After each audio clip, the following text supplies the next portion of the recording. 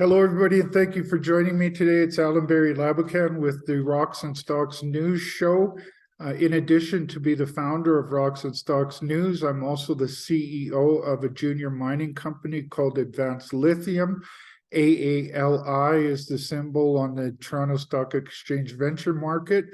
It's been a very busy early March for us. On March the 1st, we announced that we have entered discussions with the Mexican national mining company, lithium mining company called LitioMex, to talk about creating a joint venture. We have 13 salars, salt lakes in central Mexico, containing our deposits of lithium and potassium. And I'm going to talk more about that news in a moment, but I'm going to start with the news that went out today. I'm going to share a screen here so you can see what I'm talking about. Just let me get to it. I'll be just one moment. And here we are. Okay, so today, March the 9th, we announced that Advance Lithium reaches agreement with Wolfden Resources to acquire a 100% interest in all of their Bathurst mining camp projects in New Brunswick, Canada. The acquisition will result in Advance owning 16,896 hectares in one of the top VMS mining camps worldwide.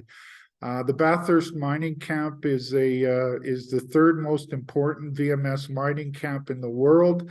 A lot of that work was done many decades ago. It's one of these stories where an old mining camp is going through a revival, and we've been able to get an option on 170 square kilometers of ground in this important mining camp. Some of the highlights of the property are that the Tedeguchi property highlights a large land package strategically located along key rock packages and structures in the Bathurst mining camp. There's 45 known VMS deposits in the Bathurst mining camp, with 7 of them on the Tedeguchi property. The largest known resource, now bear in mind that this is non-43-101 compliant. It was done many decades ago and remains open for exploration.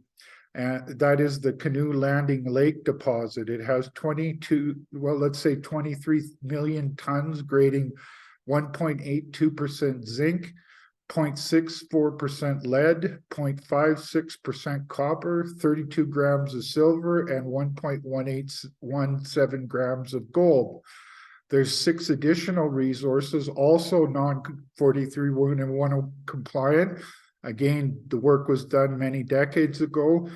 They include the Flat Landing Brook deposit, the Orvan Brook deposit, Armstrong A deposit, Armstrong B deposit, Rocky Turn deposit, and the McMaster deposit.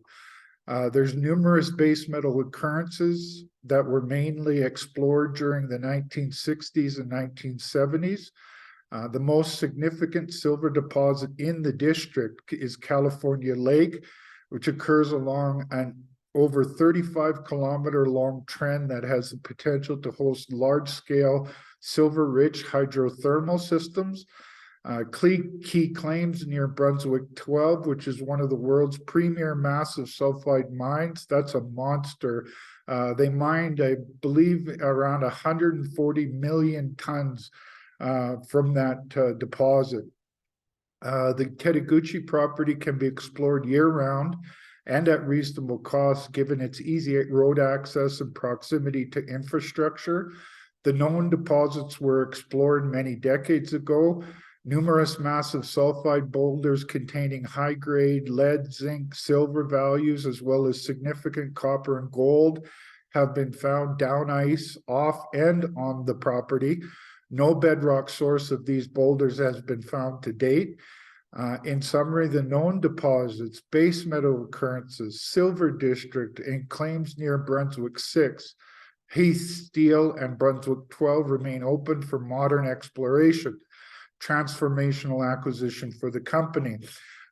It's one of those stories where you go into old mining camps and use modern technology and modern exploration methods to enhance or expand on the known deposits and look for new ones. And we've got a very excellent group of projects there. My quote from the news release, and I'll quote myself, we are excited about the opportunity to acquire a large land package in one of the most important VMS mining camps worldwide, with a group of claims that saw most of the work done many decades ago. Many mining camps in Canada are going through resurgence as modern exploration techniques and technology are being applied to make new discoveries, including at the Bathurst mining camp. With historic resources, a multitude of metal showings, and close proximity to producing mines, this package represents a huge opportunity for a major discovery. We are pleased to welcome Wolfden as a strategic shareholder. This deal gives them the ability to unlock value from the Tedaguchi project and focus on their key Picket Mountain project in Maine. In addition to being a 19.9% shareholder of Advance, they will retain royalties and a right of first refusal if we have the expected success in the Bathurst mining camp. In addition, they have an outstanding team that will continue to be an important resource for us to advance the projects. Ron Little from Wolfden stated, and I quote, "This is a win-win transaction for both companies and allows Wolfden to focus its resource on developing its Picket Mountain project in Maine, USA. We look forward to working with Advance Lithium to assist in their exploration plans at Tedaguchi, and in addition to following their success with their other exciting lithium and precious metals projects as a significant shareholder." The news had all the details about the terms of the purchase agreement. You can read those later. About the Bathurst mining camp. The 100% owned Tedaguchi project to be renamed the Bathurst mining camp project comprises 16,896 hectares and is located in the heart of the Bathurst mining camp. And this map really shows you the heart of that camp. So up here in this bend in the rocks, by the way, these bends in rocks like this are very important, as they are often where you can find the rocks are well prepared for mineralization, and the contacts between this orange package, the green package, and over here the darker orange is really important. As you can see, the Armstrong B, the Armstrong A, the Rocky Turn, Orvan Brook, McMaster, they're all contained at the contact of two important rock packages. Now, over here, there was a series of very high-grade boulders found, as well as on the ground that we're acquiring, but it had never been. They've never found the source of those rocks, those boulders, and they're very high-grade boulders. The ice direction is from the west to the east, so there is a good chance that those boulders, those high-grade boulders, the ones off the property and on the property, could have come from the property. So we're very excited about this area. We think that there's a potential to do more work on these known deposits, plus look for the source of those boulders found right around this area. The Wolfden guys had a lot of success looking for silver over here. Later on in the news release, we tell you some of those grades, but they're very excellent grades of silver in an epithermal vein system. And this caused them to acquire this large land package here for its prospectivity for silver. Down here is the Canoe Landing Lake deposit. That's that one with 22.8 million tons in a non-compliant resource. And that was done many decades ago. Again, as you can see here, these the bend in this rock is an important place, and also the bend in the rock down here, and right at the contact again between that orange, light orange and green packages of rock, right at the contact is where the Canoe Landing Lake project is. Now, what makes this very exciting is it already starts out at a pretty sizable resource, but the research that's done on it suggests that it is probably the debris flow, and that the primary massive sulfide VMS has not been found as of yet. So that will be another important area of exploration. I'm also very excited about this big land package over here. Right here, you've got the Brunswick 12 project mine, the granddaddy and monster in the camp. And then right here, you got the Brunswick 6, which is also another important mine in the camp.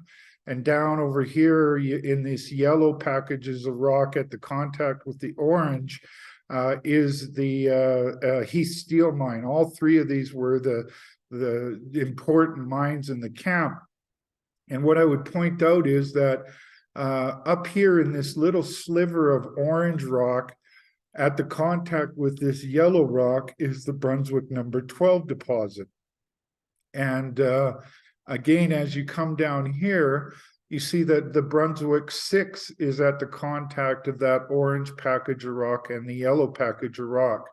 Then here we've got a big package of that orange rock and a big package of the orange and yellow rock that is a prime location for exploration.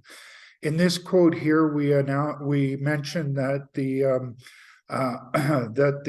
deposits are all non-43-101 compliant mineral resource estimates and should not be relied upon. Deposit tons and grades are from Art Hamilton technical report in 2015. That NI 43-101 technical report was prepared for Wolfton. The tons and the grades for the Flat Landing Brook, Restaguchi, Murray Brook, Caribou, Brunswick number 6 and Brunswick number 12 deposits are from the government of New Brunswick data sources. We talk about the geology here. I kind of led into that when I was talking about those different packages of rocks. Here's a rundown of the various different deposits. The Flat Landing Lake it occurs in the same similar stratigraphic position as the Brunswick number 12 mine. The Orvan Brook traced over strike length of 2.3 meters, 2.69 million tons, 5.95% zinc, 1.73% lead, 0.37% copper, 72 grams of gold, silver, and a gram of gold. That one remains wide open for exploration, as is the case with the Armstrong A, Armstrong B, Rocky Turn, Canoe Landing Lake. And I would point out that historical reports have inferred that the Canoe Lake deposit is debris flow, and the primary massive sulfide has not been found of yet. So this will be an important, Canoe Landing Lake will be an important exploration target for the company. The McMaster deposit, more information about that. Here's Orvan Brook, and I'm really excited about this Orvan Brook because it starts out with a non-compliant 43-101 report estimate that was done many decades ago, 2.6 million tons, 1.73% lead, 5.95% zinc, 0.37% copper, 72 grams of silver, and a gram of gold. Wolfton drilled holes into this, as you can see in these red highlighted holes. But what I'm really excited about is over here in this geophysical anomaly, and The bottom here is about the depth that the geophysical and geophysics can see. So you've got all the mineralization is basically up in here. But there's also a kick down here, and that's right in the heart of this geophysical anomaly. You got a big geophysical anomaly here, and I believe what you're seeing here is the top of another geophysical anomaly, and these two seem to be coming in the same direction, and this area here is wide open. I think that that's an excellent target as well. As I said earlier, there was numerous massive sulfide boulders containing high-grade lead, zinc, and silver values, as well as significant copper and gold, have been found down ice to the east of Wolfton's property, and a boulder grading 21.17% lead zinc was reported on the east boundary of these claims we are acquiring. Assay results from two massive boulders found on Wolfton's claim 502, 5042 in 2014 ran 3.8% lead, 19.8% zinc, 0.33% copper, 255 grams of silver, 1.08 grams of gold. And there was another boulder with 4.2% lead, 20.10% zinc, 0.33% copper, 286 grams of silver, and 0.89 grams of gold. Again, that the ice direction goes west to east, and the discovery of high-grade massive sulfide boulders on Wolfton's claim strongly suggests the source of other boulders found down ice to the east may be from a bedrock source on Wolfton's property. Now we're the ones that are taking over the mantle, if you will. We talked about some prime targets situated east of the Armstrong A deposit that represents a continuation of the Orvan Brook massive sulfide horizon. Despite the presence of numerous conductors along this favorable horizon, it has only been tested by a few holes that date back to the 1950s. In order to further evaluate the VMS potential of this horizon, geochemical and gravity surveys are proposed to discriminate conductive zones that may be attributed to massive sulfide mineralization, followed by testing favorable targets by trenching and/or diamond drilling. The California Lake, this one really gets my attention, are highly prospective for large-scale breccia-type epithermal silver gold base metal deposits. Drilling by Wolfton confirmed the presence of 5 silver gold base metal zones and the potential to add to them. Highlights of the Wolfton drilling: 496 grams per ton of silver equivalent over 5.3 meters, starting at 47 meters below surface. 866 grams of silver equivalent over 2 meters from 108 meters below surface. 160 grams per ton gold silver equivalent over 3.1 meters from 95.8 meters below surface. 563 grams over a half a meter from 21.5 meters. True widths are estimated to be 80 to 90% of the whole length. Here's a rock sample from surface sampling at the California Lake project. This ran, it's a hydrothermal breccia that ran 600 grams per ton of silver. Here's some of the other silver prospects. Woodside Brook, 0.9 meters is 347 grams of silver and 0.7 of gold. 8 meters at Carroll of 61 grams of silver. Bear Creek had 5.9 meters at 353 grams of silver and 0.34 grams of gold. And there's more data there. That eastern claim block near Brunswick 12, Brunswick 6, and Heath Steel has me very excited as well. So there you go, folks. I think it's pretty clear to say that we've just acquired a very massive group of claims that cover a exceptional group of key rock packages and non 43101 compliant resources that were done many decades ago. This is a great mining camp, one of the top 3 VMS mining camps in the world. We're tremendously excited to get involved with this project. So that's the news for today. But then on March the 1st, we announced that Advance Lithium enters discussions with Mexico's national lithium company, LithiumX, to form a joint venture. What we talked about in this news release is that Advance has a group of lithium and potassium salt lakes or salars in central Mexico. They're in clay deposits. And importantly, the lithium and the potassium is not bound up or contained inside of other minerals. It's free of other minerals. So that makes for the potential for easy extraction of, it's kind of like free gold in a gold deposit where you can easily get the gold out because it's not contained in other minerals. In this case, we're looking in lithium and potassium that's not contained in other minerals. We also mentioned that we have rights to a patent pending lithium and potassium extraction method. The first step is you add water to the clay.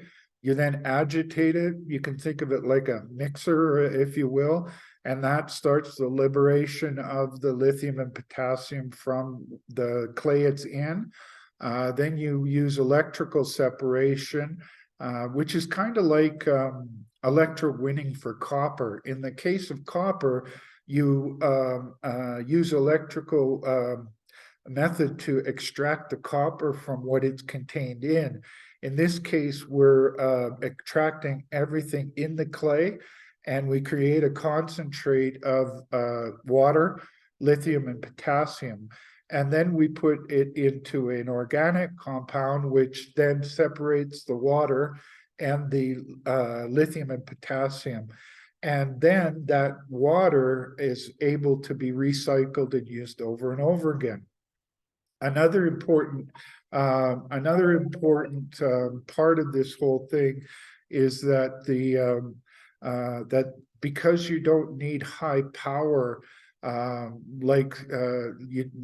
if you had the lithium and potassium contained in other minerals, you would need a roaster. Those are very expensive, and it takes a long time and many billions of dollars to build a facility to extract any mineral using a roaster. This low energy needs for our electrical extraction method would use low power, so you could use solar. There's a potential to use solar power on this. And then another big part of it is that all the clay deposits, the method requires the use of acid digestion in order to get the lithium out of the other minerals it's contained in. We would not need to do that. So it really is, I've described it as a green mining method for green energy.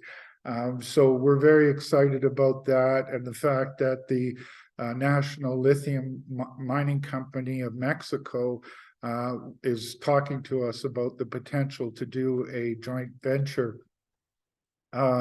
We also mentioned that a demonstration plant is currently being built in Zacatecas by a team of metallurgists with extensive experience working for Mexican major mining companies, building and operating production facilities.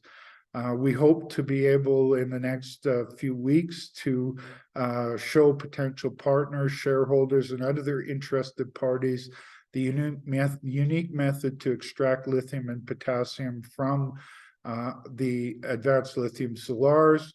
Here I talked about, well, I'll quote myself. I'm excited about entering discussions with LithiumX to form a joint venture.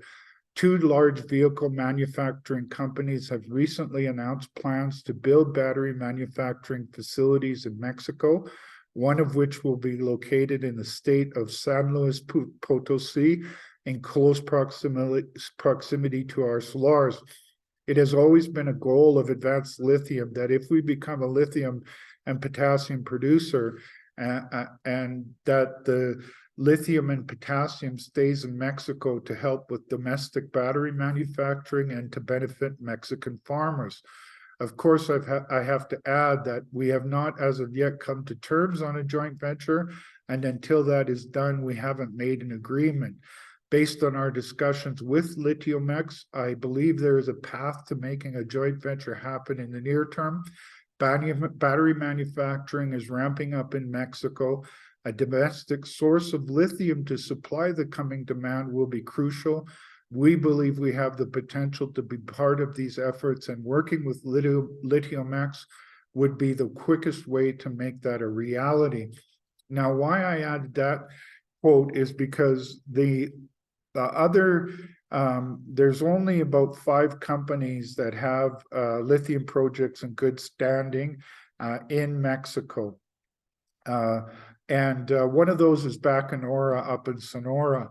They have the lithium is bound up in other minerals. So in order to bring that into production would require a very expensive roaster.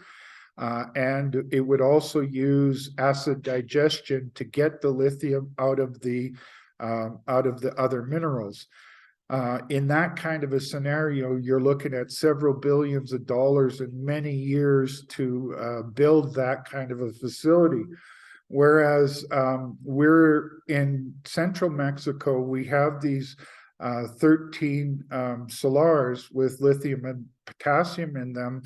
And we also have a very simple flow sheet to extract the lithium and potassium from the clays, and the lithium and potassium is not contained in other minerals. This is crucial because we could start very quickly test mining that would ramp up until we were in commercial production. And that would be a very low capital cost to get, and very quick to get the start of trial mining. And then you could use the revenue from that to help ramp up to full commercial production. So we believe that we have the potential to be the quickest to market of lithium coming from Mexico. And with these big car manufacturers starting to build billion-dollar plus plants in Mexico, one of them is very close to us in the state of San Luis Potosi. It's natural to think that they will want a domestic source to supply that. So lithium, and then the potassium is very important as well, because all the potassium that the farmers use now is imported. So there's very high cost to that, and being a domestic source of potassium could be very lucrative as well. There you go. That's the 2 big news releases we made in this early part of March, first 9 days of March for my company, Advance Lithium. The news on the lithium actually got international coverage because Reuters, one of the world's largest news agencies, covered our news release, and then interviewed me for quite extensive interview and wrote an article about it. And so we're starting to get a lot of interest there's a lot of interest building up in Mexico with big car manufacturers starting to build facilities down here. So Mexico is a hot story right now for lithium, and we've got a good position in that. And now we've added a good position for silver and base metals in one of the most important VMS mining camps in the world. It's often said that tough markets make for good deals. And, things have been pretty challenging over the last year or so for the junior mining sector. But in that, I've kept the faith and kept working hard. And thanks to my Rocks and Stocks news show, I have quite a network of junior mining company executives, and these things that we're doing are a result of that, the help I get from that network. So as always, my shows are for information purposes only.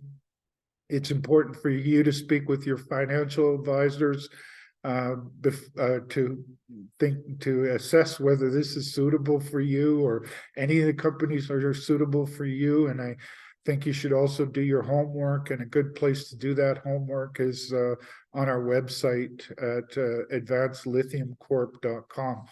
On that note, have a great day, and we will talk to you soon.